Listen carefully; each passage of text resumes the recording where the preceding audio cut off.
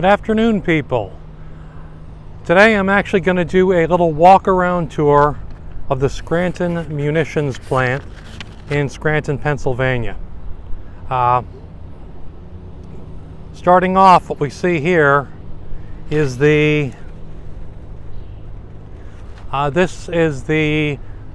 now it's the Radisson Hotel, but originally it was this location happened to originally be the old train station that came into Scranton, Pennsylvania. This line is the line that connected from the Hoboken station all the way from New Jersey into Pennsylvania back when this area was a major coal and transportation area.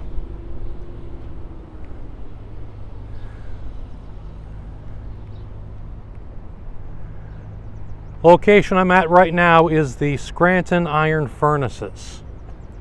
This is in south side of Scranton, just outside of Center City, and this location here was originally where a lot of the steel was made for trains and other production. It was actually it's a historic site now, but it used to be an actual foundry where they would pour steel down. And looking down, we're looking actually right into the old smelt areas where it was poured down and then transported out. A lot of this transported material, some came in by train, but a lot of it got shipped out via the Roaring Brook, which is what this extension is, which goes down to the Lackawanna River. Today what we're going to talk about is the history of the city of Scranton, normally written with a heavy emphasis on the city's association with coal mining and with trains and the railroad, but that's not all it has been. From Harry Chapin's 30,000 pounds of bananas, which is a factual story, to being the vaudeville of the East, Scranton has been had considerable exposure over time, often as the brunt of jokes. But one has to understand that it was considered the vaudeville of the East, not because it was spectacular, but any actor who came here, any comedian who came to this location, wound up seeing a bunch of coal miners who had just spent 12 to 15 hours in the mine, coming out of darkness, and wanted some entertainment and relaxation and drinking, and those people weren't really the easiest to get them to laugh and relax. Coal mining was a hard job, and from that job, laughter wasn't easy to pull forward. Today I'm going to talk about what I grew up to know as the Chamberlain ammunition plant. By the way, the war in Ukraine, some of the old industry took a larger world stage. The media were left inside of this plant, which is the Scranton Army Ammunition Plant, which is known as SCAP, S-C-A-P-P. This venerable old factory, which I'm going to walk around on the outside, is still active today, quite active as a matter of fact. And is one of the most advanced munition factories currently running in operation. The munition factory was never designed as a munitions factory. Instead, it started its life as a locomotive repair facility.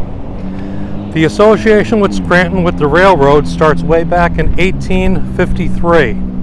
with the incorporation of the Delaware, Lackawanna, and Western Railroad.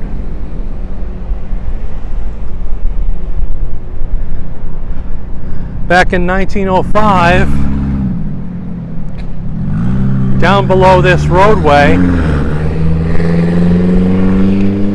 my great-grandfather moved his foundry from Pittston, PA to just below this location, as the site is next to the Roaring Brook and, as I stated before, was used to transport materials. This whole factory itself that we see, starting way back there with that tall building, cutting all the way around as we pan,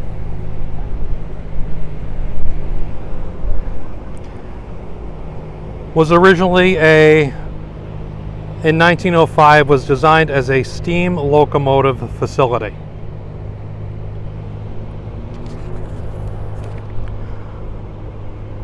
For the repair of steam engines. As an oddity, a survey conducted in 1984 points to the factory as built on an older structure. Some buried at this point, like many cities, were destroyed, and other buildings were raised over the rubble. The locomotive shop consisted of 4 major buildings. Construction between 1907 and 1909 occurred, and outside of these walls we'll be able to see some of the stonework that reflects this. Built for the booming anthracite industry, the region was a major growth for the country and was part of the reason that Pittsburgh steel actually came into power. Coal is often found in many forms. Bituminous is the most common, a softer coal that burns well and is used for heating stoves and other normal heating. But anthracite coal is lightweight, and when looking at it, has an oil sheen. Sorry about the video.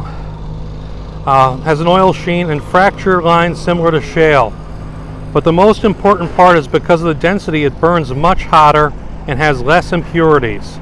And such was the standard for foundries. A little bit windy out here today, so having a little bit of difficulty with papers. But I'll try and keep it on target as much as I can. Now to the facility. The facility in its peak railroad activity at the Scranton site came in the late 1930s. And by the late 1940s, the steam locomotives were being replaced by diesel, and this factory started to move into non-existence. By 1951, this facility itself was condemned, and the Army acquired the property. Due to the Korean War, extra ammunition facilities were required. This also was a short drive to our Tobyhanna Army Depot, which is nearby. In 1953, the Scranton Army Ammunition Plant, SCAP, was established, and that is not the name today as how it became that. When I grew up, this facility was known as Chamberlain, but the contractor was Chamberlain Manufacturing Corporation, and when they lost the contract, it was taken over as today by General Dynamics. This location was one of the primary suppliers for 155mm shells used in Ukraine. Though they make smaller arm shells, the factory has boosted production, specifically to supply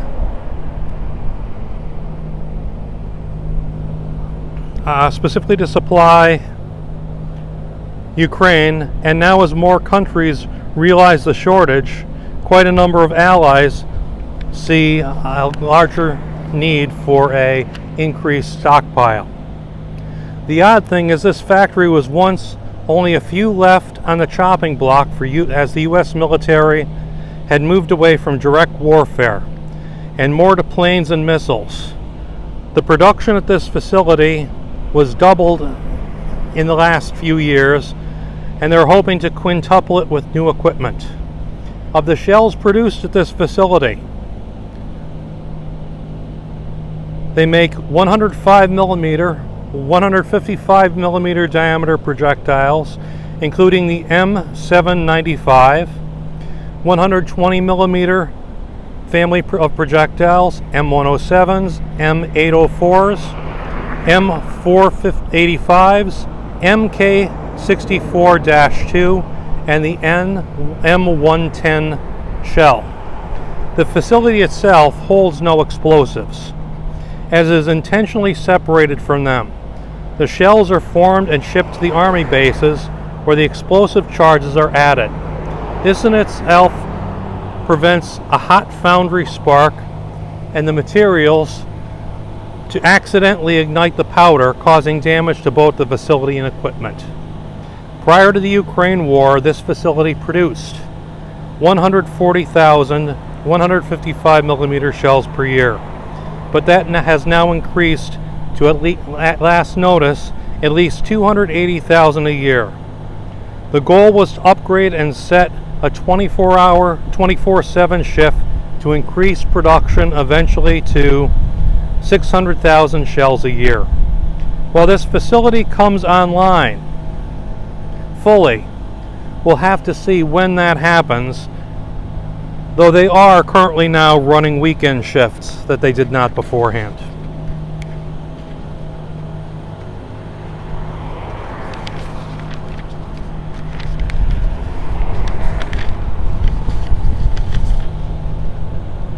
So that's the story of a locomotive plant built in the start of the 1900s that became a major supplier for the 2022 war in Ukraine.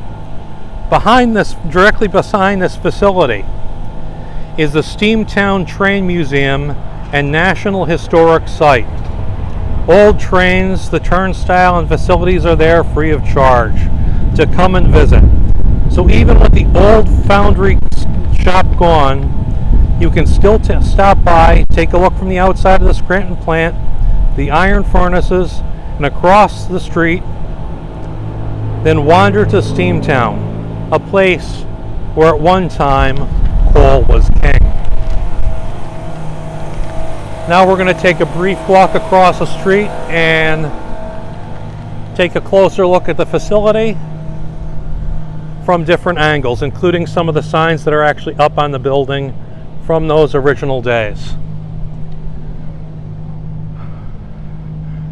Growing up here, we knew that this facility itself was a building shells, and during the Cold War, we were all aware of the fact that this was probably one of the main targets in that Cold War because of its shell production, because of its location, and because this area's production of anthracite coal for the coal mining industry.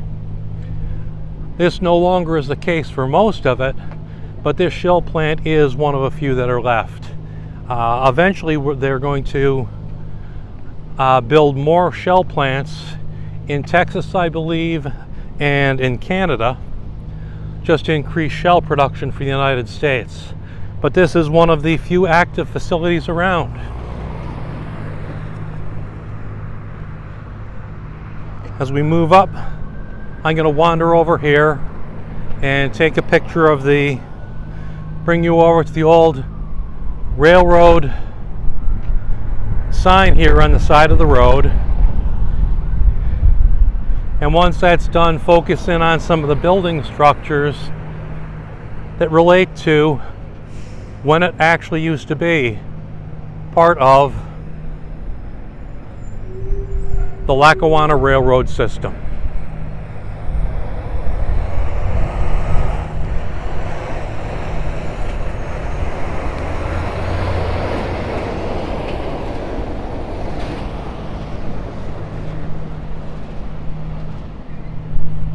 Some of the old materials still are here from back in the day when it was a actual train station, including the old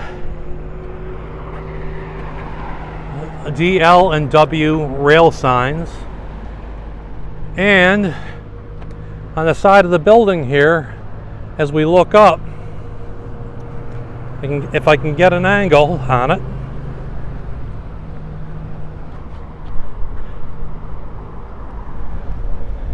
and maybe zoom in,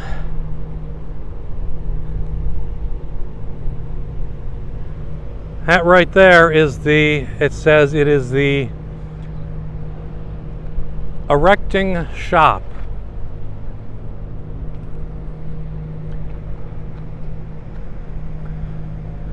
Going along this facility, which of course has its own little power substation right outside.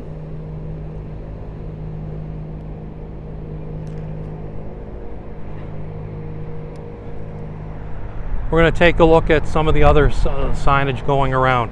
At the top of the building, which I'm not sure if you can see because I don't really have a great camera view from here, but up on the top are the different symbols, which I'll try to get from the front, which show the different manufacturers and military signatures that are signed inside this building. So we walk down here past the substation, and it's along a commonly walked on roadway, even though my gimbal seems to want to have a mind of its own here.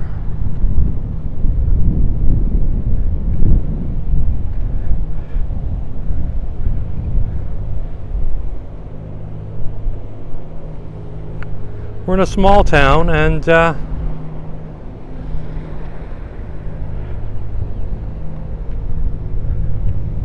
we'll take a look at some of the signs as we walk around here.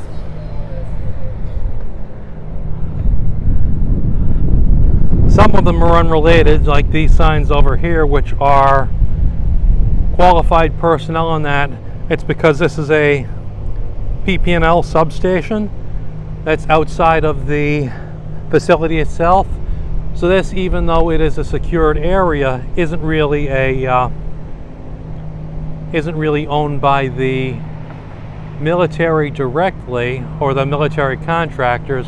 It is a power substation, so PP&L handles that.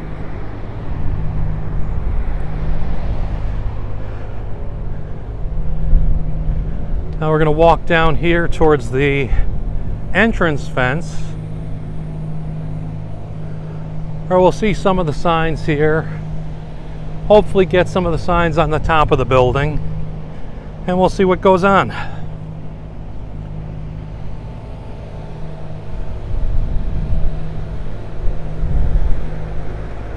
Again, a lot of these old signs here are because the facility was originally a train station, a train facility, and not a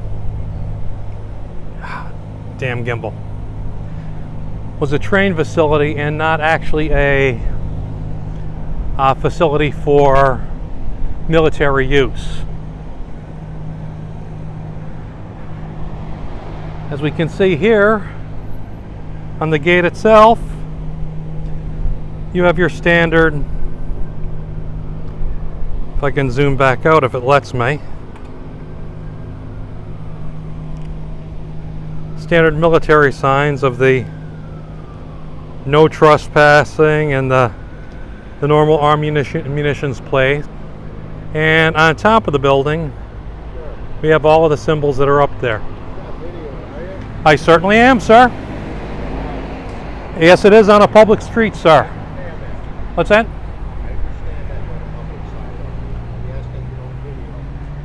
Understood. I'm just taking it to do as we're out streaming live right now on the air, we're actually doing it just to show the munitions plant, just like Google Earth does or anything else that goes by here that has even a better sign.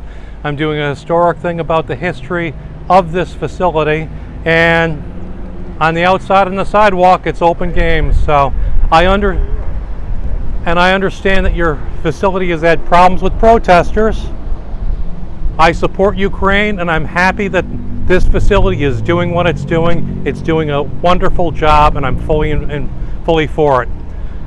All I'm going to do is go down and take a few shots of the stonework down there. I can't physically stop. I understand that. I thank you, and I understand it, but thank you very much.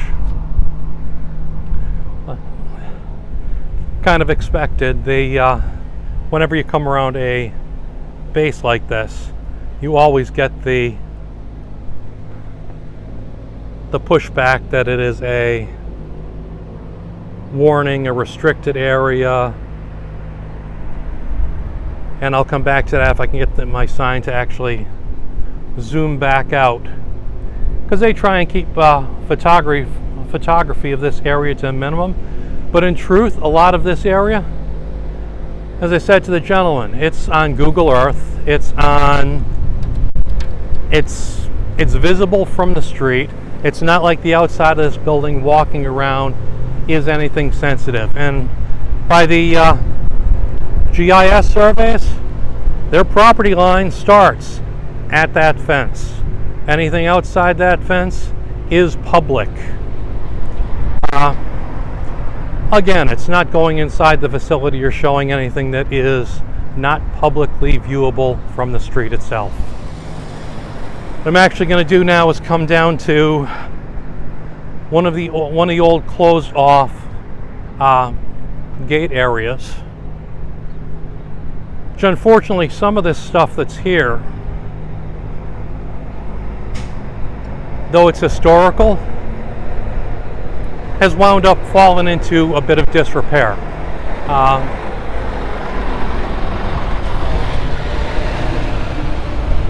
The city itself has some fabulous old history buildings, nice riverfront. This stone here, as I said, the stonework is part of this barrier is part of the water reservoir that went down from the Roaring Brook into the Lackawanna and was one of the main tributaries for bringing materials in here. Now, if I can pull up here,